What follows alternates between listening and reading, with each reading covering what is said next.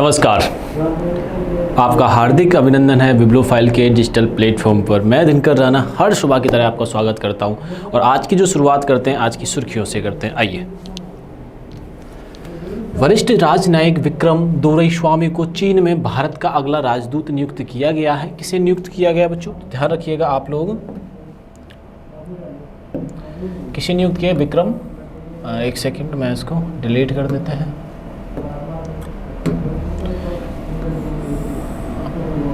ये बात ध्यान रखने का, विक्रम दोरईस्वामी को नियुक्त किया गया है। आइए आगे बढ़ते हैं। इस वर्ष राजस्थान का दिवस पारंपरिक 31 मार्च को मनाया जाता था, अभी 19 मार्च को मनाया जाएगा। मतलब कि जब हिंदू नववर्ष आता है तब मनाया जाएगा। नॉट ए कन्फर्म, ये भी नहीं है कि 19 मार्च को ही मनाया जाएगा। ये भी आप ध्यान रखना, ये भी कन्फर्म नहीं है कि 19 मार्च को होगा। ये कब होगा मैं आपको क्लियर कर देता हूँ यहाँ से। तो क्लियर आप यहाँ से याद रखिएगा कि जब नववर्ष आएगा, हिंदू नववर्ष आएगा, तब ये मनाया जाएगा। ये बात आप लोग यहाँ से ध्यान रखिएगा। चलिए आगे बढ़ते हैं। उत्तर प्रदेश के बांदा जिले में स्थित कालिंजर किले के आसपास पहाड़ी क्षेत्र 16 मार्च 2026 को भारतीय भूवैज्ञानिक सर्वेक्षण द्वारा राष्ट्रीय भू धरोहर स्थल घोषित किया गया है। ठीक है ना, ये उत्तर प्रदेश नहीं, महाराष्ट्र है। ठीक है, ये बात ध्यान रखिएगा। आगे बढ़ते हैं। लंदन की प्रतिष्ठित संस्था सेंट्रल बैंकिंग ने मंगलवार को आरबीआई की initiative of the year award देने का ऐलान किया। आरबीआई को, किसको किया है? आरबीआई, भारतीय reserve bank of India. Reserve bank of India को ये चीज़ कार्यरत की गई है। ये बात आप लोग यहाँ से ध्यान में रखिएगा। केंद्र सरकार ने 33,660 करोड़ की लागत औद्योगिक विकास योजना को यानी भव्य योजना को मंजूरी दी। इस योजना के तहत देश भर में 100 प्लग एंड प्ले औद्योगिक पार्क विकसित किए जाएंगे। तो अपने मुद्दे की बात क्या है? क्या विकसित किए जाएंगे? 100 औद्योगिक पार्क विकसित किए जाएंगे। क्या विकसित किए जाएंगे? औद्योगिक पार्क विकसित किए जाएंगे। उद्योग को डेवलप करने के लिए, उद्योग का ज्ञान देने के लिए, इंडस्ट्री को डेवलप करने के लिए ये सारे कार्यक्रम चलाए जाएंगे। विश्व खुशी रिपोर्ट, ठीक है, हैप्पीनेस इंडेक्स जिसको बोलते हैं, जिसमें टॉप किया है फिनलैंड ने और भारत का जो स्थान रहा है वो 116वां रहा है। ठीक है, जो वैश्विक स्तर पर युवाओं के कल्याण पर सोशल मीडिया के हानिकारक प्रभाव को उजागर करता है। प्रसिद्ध इतिहासकार और लेखक विलियम डेलरिफिल ने अपनी पुस्तक the golden road how ancient India transformed the world के लिए प्रतिष्ठित मार्क लिंटन हिस्ट्री प्राइज 2026 जीता है। ये बात आप लोग यहाँ से ध्यान में रखिएगा। ये बात समझ में आई कि नहीं आई? क्लियर है? भारत सरकार ने इंडोनेशिया के साथ 9वीं शताब्दी के ऐतिहासिक ब्रह्मन मंदिर कॉम्प्लेक्स के जीर्णोद्धार और मरम्मत के लिए समझौता किया है। जीर्णोद्धार और मरम्मत के लिए समझौता किया है। ये बात आप लोग यहाँ से ध्यान में रखिएगा। ठीक है, भारत सरकार ने इंडोनेशिया के साथ 9वीं शताब्दी के ऐतिहासिक ब्रह्मन मंदिर जीर्णोद्धार और मरम्मत के लिए समझौता किया है। ये बात अपने को यहाँ से याद रखनी है। इंडोनेशिया के साथ किया है। किसके साथ किया है? इंडोनेशिया के हाल ही में किया है। संजय राजवंश वालों ने इसको बनवाया था। ठीक है, आइए। सचिवो चिरुबो मणिपुर में सनमाझिम धर्म का पालन करने वाले लोगों द्वारा मनाया जाने वाला चंद्र नववर्ष का त्यौहार है। हाल ही में नववर्ष हमने मनाई है, उसके नववर्ष से रिलेटेड इन त्योहारों के बारे में हमसे पूछा जाता है। आइए पहले क्वेश्चन पर चर्चा करते हैं। हाल ही में विक्रम दोरईस्वामी को किस देश में भारत के अगले राजदूत के रूप में नियुक्त किया गया है? ठीक है, विक्रम दोरईस्वामी, विक्रम दोरईस्वामी,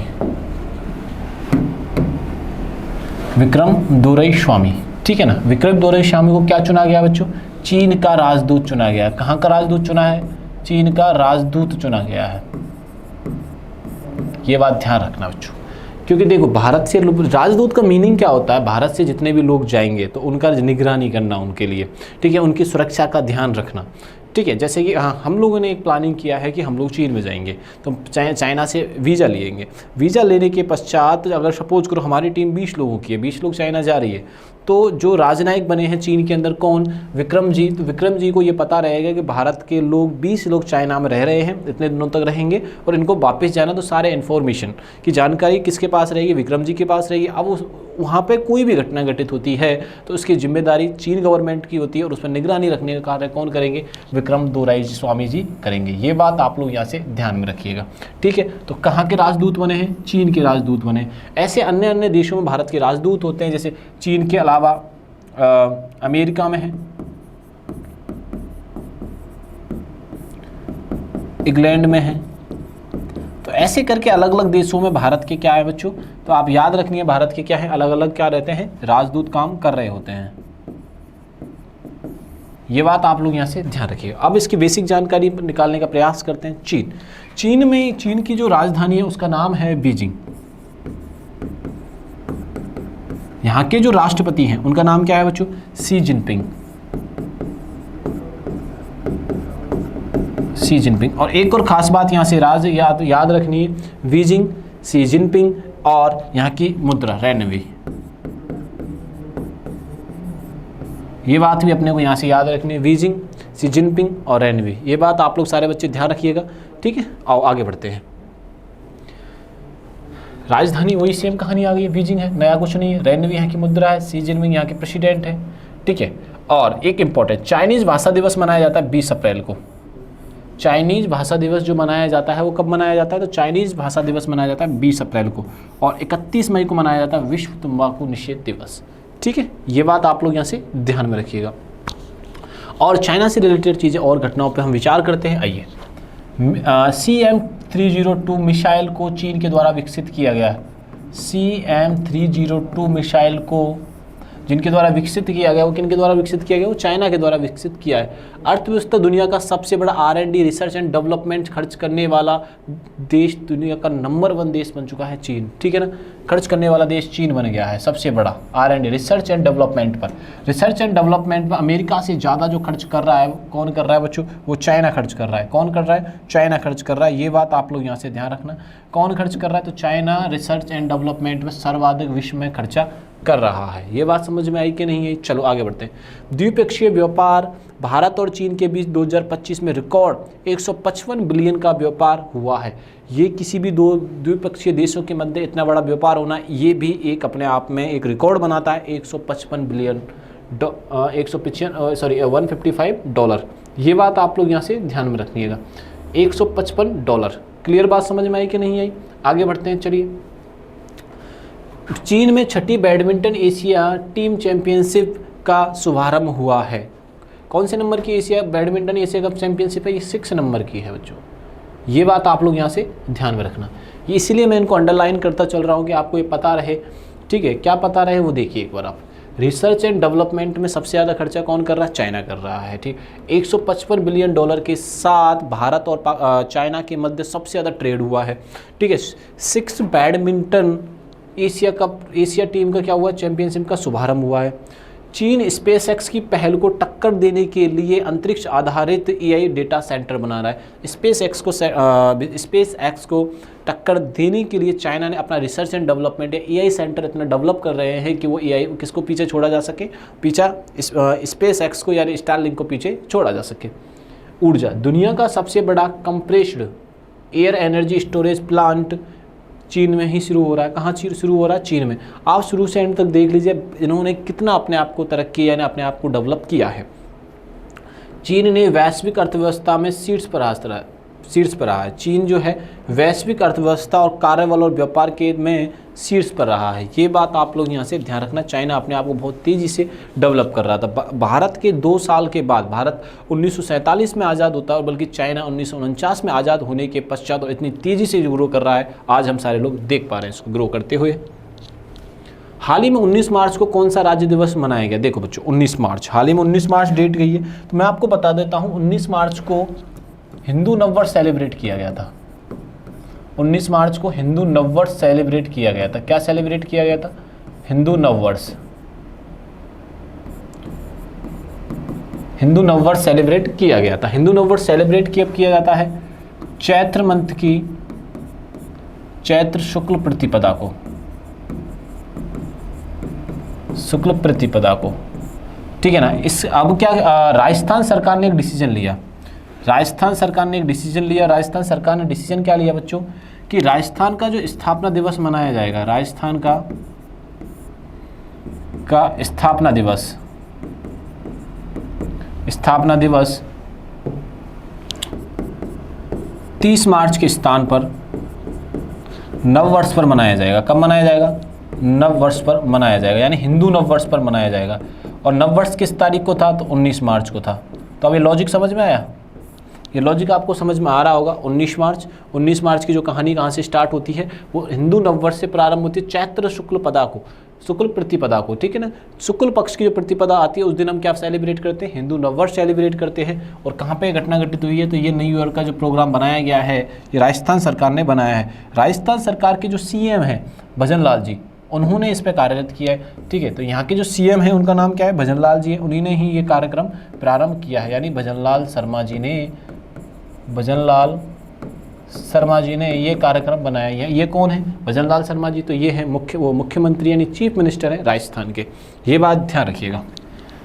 राजस्थान के जो गवर्नर है वो हरिभाऊ जी हैं, ठीक है। यहाँ की जो राजधानी है वो जयपुर है, जयपुर बोला करते थे लेकिन अभी जयपुर बोलते हैं उसको, ठीक है। जयपुर को क्या कहते हैं, गुलाबी नगर कहते हैं।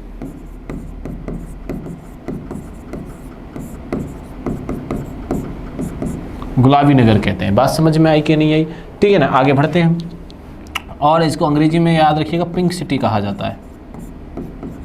क्या कहा जाता है इसको, पिंक सिटी कहा जाता है। ये बात भी अपने को यहाँ से याद रखनी है, ठीक है। राजस्थान की लोकसभा राज्यसभा की सीटें भी आपको यहाँ से याद रखनी चाहिए। चलो उनके बारे में भी बात कर लेते हैं। लोकसभा की सीटें हमें याद रखनी है, राज्यसभा की सीटें हमें याद रखनी है, विधानसभा की सीटें हमें याद रखनी है, ठीक है। इसके साथ आपको मैं गुजरात के भी याद करवाने का प्रयास करता हूँ। लोकसभा की सीटें, तो लोकसभा की सीटें हैं हमारे पास, राजस्थान के पास 25 लोकसभा की सीटें। कितनी है बच्चों, 25। कितनी सीटें हैं, 25। और राज्यसभा की सीटें कितनी है, 10। और विधानसभा की सीटें कितनी है, 200। तो ये तो हमने बात कर ली गुजरात की और राजस्थान की। ये किसकी बात की हमने, राजस्थान की बात की। अब दूसरी तरफ चलते हैं, गुजरात की तरफ। गुजरात में एक एक सीट प्लस करते चलो, +1 करो तो गुजरात में हो जाती है 26। इधर +1 करो, इधर हो जाती है 11। तो लोकसभा की सीटें कितनी है गुजरात में, 26 है। राज्यसभा की सीटें कितनी है, 11 है। और विधानसभा में 182 है, यानी कम कर दी जाती हैं इसमें। ये कहाँ का जुगाड़ हो गया, ये गुजरात का हो गया। और गुजरात के जो सीएम है उनका क्या नाम है, भूपेंद्र भाई पटेल। भूपेंद्र भाई पटेल, ठीक है। हर एक जगह पे अलग अलग क्या मतलब कि नववर्ष को अलग अलग रूप में मनाया जाता है। जैसे राजस्थान की नववर्ष की शुरुआत करें तो यहाँ पे नवरात्रा प्रारंभ किए जाते हैं।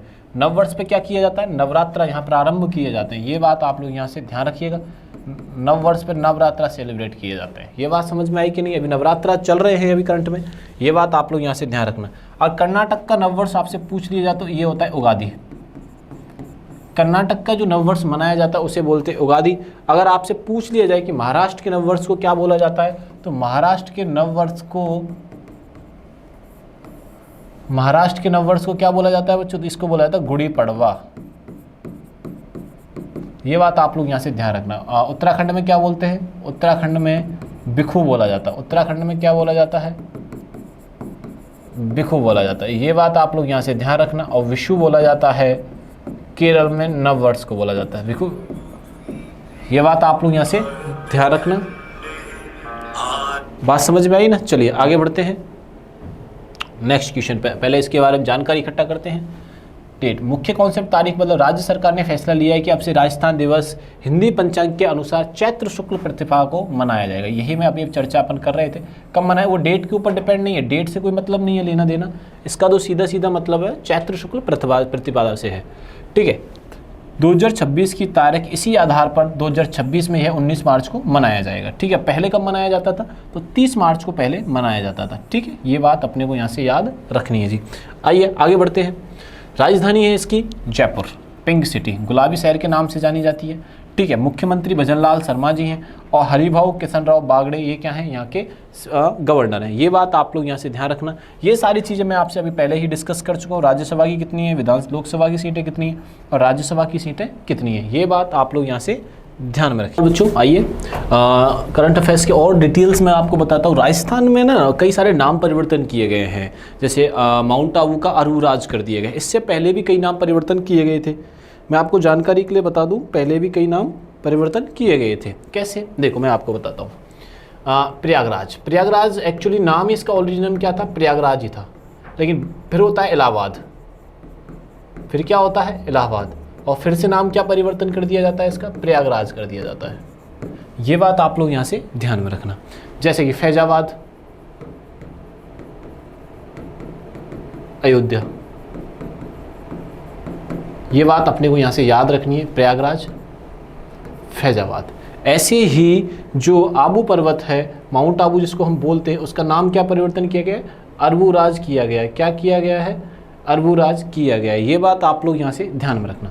सैन्य अभ्यास कौन कौन से, भारतीय सेना ने पोखरण में फील्ड फायरिंग रेंज में अग्नि वर्षा सैन्य अभ्यास किया है। पोखरण में, राजस्थान जैसलमेर के अंदर है पोखरण जगह, वहाँ पे ये अभ्यास किए गए हैं। ऐतिहासिक उड़ान, राष्ट्रपति द्रौपदी मुर्मू ने जैसलमेर में प्रचंड हेलीकॉप्टर में उड़ान भरकर इतिहास रच दिया है। किसने, द्रौपदी मुर्मू जी हैं, हमारे भारत देश की राष्ट्रपति। ये बात आप लोग यहाँ से ध्यान में रखिएगा।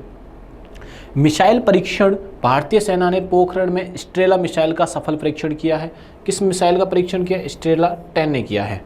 पर्यटन योजना, ग्रामीण टूरिज्म को बढ़ावा देने और नौकरियां पैदा करने के लिए राज्य ने होम स्टे स्कीम 2026 शुरू की है। जैसलमेर के राजस्थान के अंदर ऐसी एक योजना बनाई गई है, जिनके पास एक से अधिक मकान है या रहने की व्यवस्था है तो घर पे ही टूरिस्टों को रोक सकते हैं। उनके लिए छोटा सा रजिस्ट्रेशन कराना होगा। होम स्टे योजना राजस्थान में प्रारंभ की गई है। ये बात आप लोग यहाँ से ध्यान रखना। राजस्थान भारत सरकार का सबसे बड़ा ऊन उत्पादक राज्य है और दूध में आता है 2nd स्थान पर। ठीक है ना, ऊन उत्पादन में राजस्थान का कौन सा स्थान है, 2nd स्थान है। ये बात ध्यान रखिएगा। आगे बढ़ते हैं नेक्स्ट क्वेश्चन पर। हाल ही में जीएसआई ने किस राज्य सरकार के कलिंजर किले के इलाके को राष्ट्रीय भू स्थल घोषित किया है, कलिंजर, जो कि मृत्यु पर भी विजय प्राप्त कर ले। ठीक है, ये किला है कलिंजर।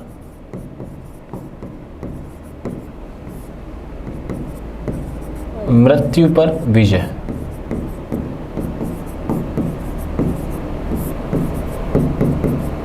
विजय प्राप्त कर ले। ठीक है, विजय प्राप्त कर ले। ये बात आप लोग यहां से ध्यान रखना। इतनी सी बात समझ में आई। ठीक है, मृत्यु पर विजय प्राप्त कर ले। तो ये जो कलिंजर किला है, इसमें शिव जी का और मंदिर है। एक बात ध्यान रखना, भगवान शिव का, शिव जी का मंदिर है। तो मृत्यु पर विजय प्राप्त शिव जी, भगवान शिव जी। ठीक है ना, इसीलिए इनको ये मंदिर डेडिकेट, वो ये किला और ये मंदिर यहाँ पे डेडिकेट किया गया। ये एक्चुअली में जो परिसर है ना, जो भू विरासत के अंदर या भू विरासत स्थल में शामिल हुआ है, ये जो परिसर है भू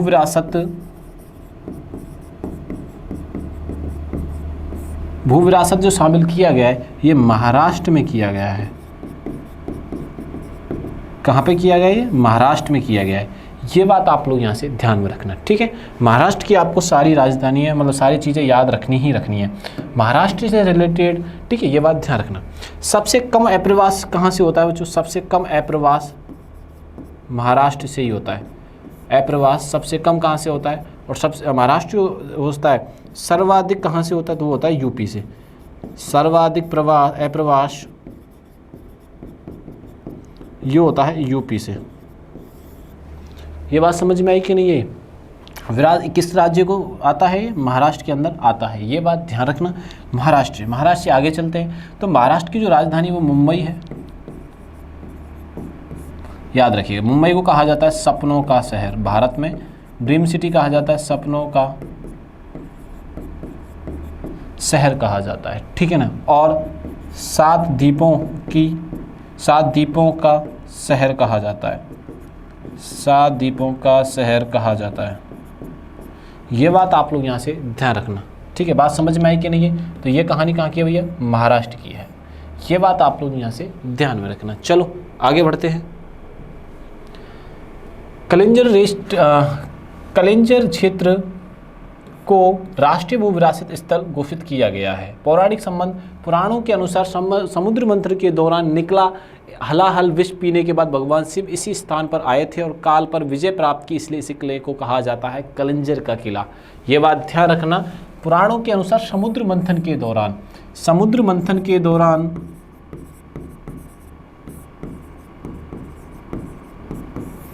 ये बात आप लोग यहां से ध्यान में रखिएगा।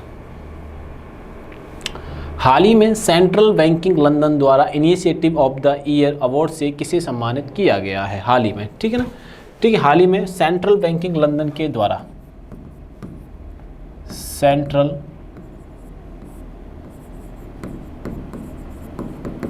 बैंकिंग लंदन के द्वारा किसे सम्मानित किया गया है? तो सम्मानित किया गया है आरबीआई को। सम्मानित किसे किया गया है? आरबीआई को, भारतीय रिजर्व बैंक को सम्मानित किया गया है। भारतीय रिजर्व बैंक को सम्मानित किया गया है। भारतीय रिजर्व बैंक की स्थापना कब होती है? तो 1935 में होती है, ठीक है ना। इसका हेडक्वार्टर जो चेंज होता है वो 1937 में होता है। 1949 में इसका राष्ट्रीयकरण होता है। पहले जो गवर्नर रहते हैं वो रहते हैं स्मिथ जी, फिर सीडी देशमुख चुने जाते हैं, और अभी कौन है? संजीव मल्होत्रा जी हैं। ये बात अपने को यहाँ से ध्यान रखनी है आरबीआई के बारे में, ठीक है। लंदन जो शहर है वो इंग्लैंड देश का, इंग्लैंड की राजधानी है लंदन। इंग्लैंड की राजधानी क्या है? लंदन। ये बात आप लोग यहाँ से ध्यान में रखना। इसे सम्मानित किया है आरबीआई को। किसे सम्मानित किया है बच्चों? आरबीआई को सम्मानित किया है। ये बात आप लोग यहाँ से ध्यान में रखिएगा। आओ आगे बढ़ते हैं। यह पुरस्कार का 13वां संस्करण है। आरबीआई को यह पुरस्कार वित्तीय धोखाधड़ी रोकने के लिए विशेष बैंक.in डोमेन लॉन्च करने के लिए दिया गया है, ठीक है। किसके लिए गया? बैंक.in देने के लिए, और पुरस्कार का 13वां संस्करण है। किसका संस्करण है? 13वां संस्करण है। 1 अप्रैल 1935 को स्थापना होती है समिति, यंग हिल्टन समिति के द्वारा आरबीआई की स्थापना होती है। यंग हिल्टन समिति के द्वारा इसकी क्या होती है? स्थापना होती है। नेशनलाइजेशन 1 जनवरी 1949 में होता है। कोलकाता 1937 में से मुंबई में स्थानांतरण किया गया था। ये अपन सारी चीज़ें, और अभी जो गवर्नर है वो है संजय मल्होत्रा जी। हम आप सारी चीज़ें ये डिस्कस कर चुके हैं। आइए आगे बढ़ते हैं। हाल ही में चर्चा में रहा भव्य योजना का संबंध किससे है? औद्योगिक पार्क डेवलप करना है भव्य योजना के द्वारा। भव्य योजना जो है, भव्य योजना के द्वारा क्या डेवलप करना है? तो भव्य योजना के द्वारा बच्चों औद्योगिक पार्क डेवलप करने हैं। औद्योगिक पार्क का विकास करना है। ये बात आप लोग यहां से ध्यान रखना।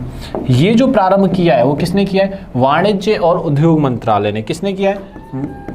वाणिज्य और वाणिज्य और उद्योग मंत्रालय किया है। ये बात आप लोग यहां से ध्यान में रखिएगा। वाणिज्य और उद्योग मंत्रालय ने।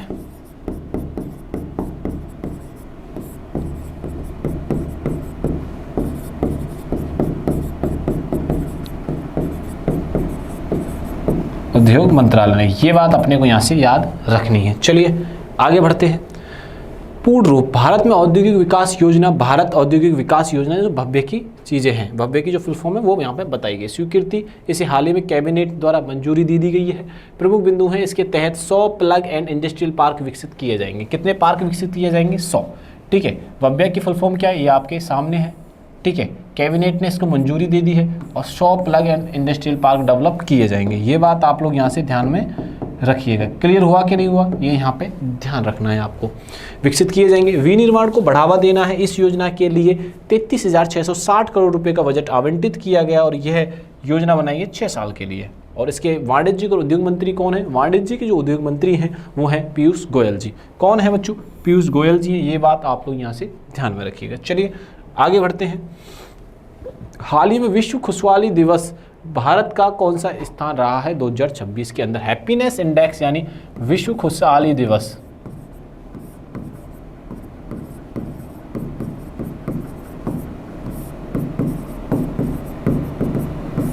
विश्व खुशहाली दिवस जो मनाया गया है वो मनाया क्या? जो पहली पोजीशन में आपको बताता हूं, पहली पोजीशन पर रहा है फिनलैंड। ये बात आप लोग यहां से ध्यान रखना। भारत की जो पोजीशन रही है वो रही है 116वीं। यही हमसे पूछा जा रहा है कि भारत की पोजीशन कौन सी रही है बच्चों? 116वीं रही है। तो इसके विश्व खुशहाली मापने का जो पैरामीटर्स होते हैं वो अलग अलग होते हैं। आय पर ध्यान दिया जाता है, रहन सहन पर ध्यान दिया जाता है, सिविक साइंस पर ध्यान दिया जाता है। इन सभी को मेजर करके फिर आय का क्या किया जाता है बच्चों, मेजर किया जाता है। ये बात आप लोग यहाँ से ध्यान रखना। आओ, जारी करने की तिथि 19 मार्च को हुआ था। जारी करता है UNSDN यानी United national sustainable development solution network. शीर्ष देश फिनलैंड है, लगातार 9वीं बार टॉप किया है फिनलैंड ने, लगातार 9वीं बार। खुश रहे यहाँ के लोग, बहुत ज़्यादा खुश रहते हैं फिनलैंड के लोग। और कौन सी बार टॉप किया है इसने, 9वीं बार टॉप किया है। ये बात आप लोग यहाँ से ध्यान में रखिएगा, ठीक है। शीर्ष पर इसका प्रोजेक्ट है 7.764 यानी 10 में से लगाया गया। कुल 147 देशों में से भारत का 116वां स्थान रहा है, ठीक है। और पड़ोसी देश पाकिस्तान का 104 है, यानी कि भारत से आगे। भारत में खुशहाल लोग ज़्यादा रहते हैं, मस्त मौला आदमी, मस्त रहते हैं, 2-4 बम ब्लास्ट कर देते हैं, टकाटक रहते हैं। सबसे निचले पे रहा है अफगानिस्तान। सबसे निचले पे कौन रहा है, 147 पर अफगानिस्तान रहा है। ये बात आप लोग यहाँ से ध्यान में रखिएगा। हाल ही में किसने प्रतिष्ठित मार्क लिंटन हिस्ट्री प्राइज 2026 जीता है, ठीक है ना।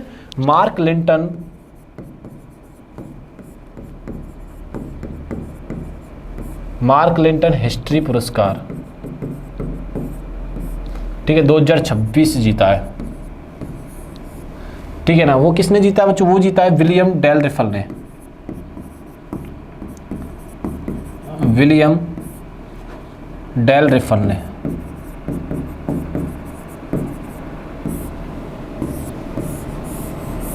ये बात आप लोग यहां से ध्यान में रखना। चलो आगे और चर्चा करते हैं। पुस्तक का नाम है, यह पुस्तक the golden road how incident India transformer the world के लिए मिला है, ठीक है, ध्यान रखिएगा। पुस्तक का विषय क्या, ये पुस्तक प्राचीन वैश्विक आदान प्रदान में भारत की केंद्रीय भूमिका को उजागर करती है और केवल सिल्क रोड पर केंद्रित पारंपरिक दृष्टिकोण को चुनौती देती है। ऐसा कहा जाता है कि भारत का जो ज़्यादातर व्यापार था वो सिल्क रोड के माध्यम से होता था, बट इन्होंने इस चीज़ की अवहेलना की और कहा है कि भैया इसके अलावा भी भारत में व्यापार चला करता था, ठीक है। आइए आगे बढ़ते हैं। NTR और फिल्म पुरस्कार, यह प्रतिष्ठित पुरस्कार दिग्गज अभिनेता चिरंजीवी को प्रदान किया गया है, NTR पुरस्कार, ठीक है ना। यह आप ध्यान रखना, चिरंजीवी। और चिरंजीवी जो भाई हैं वो पवन कल्याण जी के हैं, और पवन कल्याण जी आंध्र प्रदेश के डिप्टी CM है, डिप्टी CM है, ये बात ध्यान रखिएगा, deputy CM of Andhra Pradesh. और इन्होंने हनुमान प्रोजेक्ट स्टार्ट किया था। इन्होंने कौन सा प्रोजेक्ट स्टार्ट किया था आंध्र प्रदेश में, हनुमान प्रोजेक्ट। ये बात भी अपने को यहाँ से ध्यान रखनी है। Meta life time achievement award 2026 भारतीय सिनेमा में महत्वपूर्ण योगदान के लिए पुरस्कार अमोल पालेकर को मिला है। किसको मिला है, अमोल पालेकर जी को यह पुरस्कार से सम्मानित किया गया है। शिकागो एलुमनी अवार्ड, इसे जीतने वाले पहली भारतीय अर्थशास्त्री कृष्णमूर्ति वेंकट रमन है। कौन है, कृष्णमूर्ति वेंकटन रमन है। ये बात अपने को यहाँ से याद रखनी है।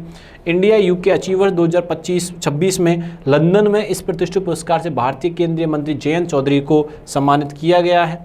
रॉयल जियोग्राफिकल सोसाइटी संरक्षण पुरस्कार, लंदन में दिए जाने वाले प्रतिष्ठित पुरस्कार को जीतने वाली पहली भारतीय कृति करथ बन गई हैं। कौन बनी है, कृति करथ बनी है। ये बात भी अपने को यहाँ से याद रखिएगा आप लोग। हाल ही में भारत सरकार ने किस देश के साथ ब्रह्मम मंदिर कॉम्प्लेक्स की मरम्मत के लिए समझौता किया है, ठीक है। भारत सरकार ने सौदा जो किया है, मतलब कि दोस्ती की है भारत सरकार ने, वो की है इंडोनेशिया के साथ। इसमें क्या होगा, इस मरम्मत के दौरान, इस मरम्मत में ये किया जाएगा बच्चों कि जो टूटा मंदिर है, उसमें टूटे मंदिर को या उनके पत्थरों को सही किया जाएगा, उनके पत्थरों को सही किया जाएगा, ठीक है। कौन से मंदिर की बात कर रहे हैं, ब्रह्मानंद मंदिर कॉम्प्लेक्स की बात कर रहे हैं, ठीक है। ब्रह्मानंद मंदिर कॉम्प्लेक्स की बात कर रहे हैं, यहाँ से ये याद रखनी है, ठीक है। और ये संजय राजवंश वालों ने इसको बनवाया था, संजय राजवंश वालों ने बनवाया था। और किसके साथ समझौता किया है, तो इंडोनेशिया के साथ समझौता किया है। आइए आगे जानने का प्रयास करते हैं। मरम्मत, भारत इसके जीर्णोद्धार में मदद कर रहा है, जहां वास्तविक पत्थरों को वापस बारीकी से जोड़ा जाएगा, वापस जो पत्थर टूटे उनको वापस बारीकी से जोड़ा जाएगा। इस संबंध है संजय राजवंश से है। किससे संबंध है इसका, संजय राजवंश से है।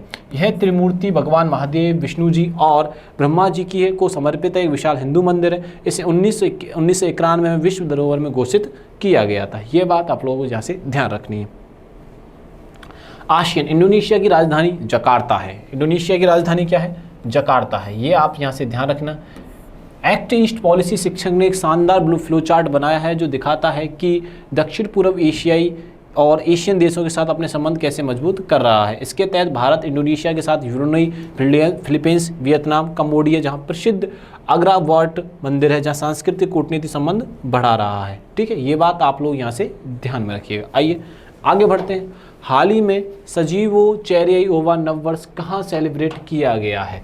ठीक है, चेरियाई ओवा फेस्टिवल, चेरियाई ओवा फेस्टिवल, ठीक है ना, नववर्ष ये सेलिब्रेट किया गया है मणिपुर के अंदर। ये नववर्ष पे सेलिब्रेट किया गया है और मणिपुर के जो नए सीएम चुने गए युमनाम खेमचंद जी, युमनाम खेमचंद जी को, ये बात आप लोग यहाँ से ध्यान रखना। और इससे पहले क्या हुआ था, यहाँ पे एक हिंसा चल रही थी, वो कुकी और मैती को लेके, कुकी और मैती को लेके वो हिंसा चली थी और बहुत लेवल पे चली थी। ये बात आप लोग यहाँ से ध्यान में रखिएगा। भारतीय नववर्ष का शुभारंभ चैत्र शुक्ल प्रतिपदा को होता है, जो नवरात्रि की शुरुआत का प्रतीक है। 19 मार्च को पड़ा। महाराष्ट्र में पढ़ाया जाता है नववर्ष पे जो त्यौहार मनाया जाता है वो गुड़ी पड़वा है। मणिपुर में चेरियाई ओवा मनाया जाता है। कर्नाटक और आंध्र प्रदेश में उगादी मनाया जाता है, ये मैं पहले डिस्कस करता हूँ। जम्मू एंड कश्मीर में नवरेह मनाया जाता है। सिंधी समुदाय द्वारा भगवान झूलेलाल की जयंती के रूप में इसे चेटीचंड के रूप में मनाया जाता है। ये बात आप लोग यहाँ से ध्यान रखना। ठीक है, ऐसे हमने करके जो घटना इंपॉर्टेंट घटना है उनकी चर्चा की। वीडियो अच्छा लगे तो दोस्तों को ज़्यादा से ज़्यादा शेयर करना है और चैनल को सब्सक्राइब करना बिल्कुल भी नहीं भूलना है। ये कंप्लीट जानकारी आपको टेलीग्राम पर मिलने वाली है। तब तक के लिए थैंक यू, धन्यवाद।